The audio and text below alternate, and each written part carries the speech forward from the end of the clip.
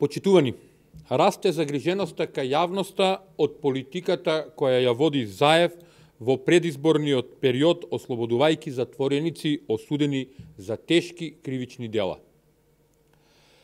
Евидентно е дека матрицата за насилничко делување на СДС воопшто не се променила во годините наназад откако ги паметиме.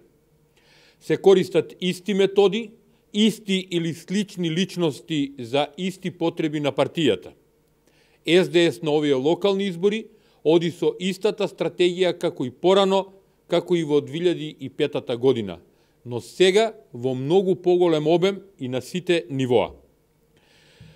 Заев од затвор ослободи личности кои во минатото се обидуваа да создадат територија во Република Македонија која би била надвор од контролата на легалните институции и законите во државата. Се закануваа со гранатирање на главниот град, вршеа терор врз локалното население, затајуваа данок, шверцуваа и продаваа наркотични средства, како и личности кои беа осудени за предизвикување инциденти за време на изборниот процес. Сакаме само да ја потсетиме јавноста дека од јули до декември 2004 година Агим Красничи го држеше Кондово под обсада, заканувајќи се на граѓаните во пресрет на референдумот за територијалната поделба, за кој некој мислеше дека не заслужува одговор, а кој се одржа на 7 ноември истата година. Во февруари 2005 година Красничи со својата група повторно го окупира Кондово. Втората обсада на Кондово од страна на Красничи се случи во пресрет на локалните избори. Красничи заедно со својата 7-члена вооружена група беше уапсен во 2008 година за нерегуларности, предизвикување инциденти за време на тогашните парламентарни избори, поседување оружје и злосторничко здружување. Од судот на сите осудени им беа изречени вкупно над 50 години затворски казни. Човекот кој 3 пати беше користен за изборни нерегуларности, Заев повторно го ослободува во пресрет на локалните избори. Ова многу зборува за политиките на СДС. Покрај Агим Красничи, СДС во пресрет на престојните локални избори од затвор го ослободи и Бајруш Седију, кумановскиот табако бос.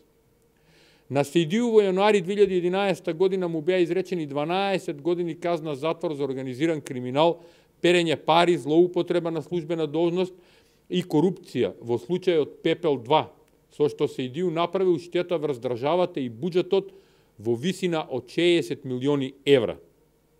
На оваа група криминални ликови кои се ослободени од Заев, се придружува и Велија Рамковски во судскиот процес Пајажина, каде беа осудени 18 управители и основачи на фирми на улица Перо Наков, меѓу кои и Велија Рамковски, а се теретеа за затајување на данок, перење пари, злосторничко здружување и измама на доверители. Судот наведе дека биле докажани наводите во обвинителниот акт и дека Велија Рамковски формирал злосторничко здружение со кое затајувал данок, перал пари и оштетувал доверители, и истиот е осуден со правосилна судска пресуда од 13 години затвор.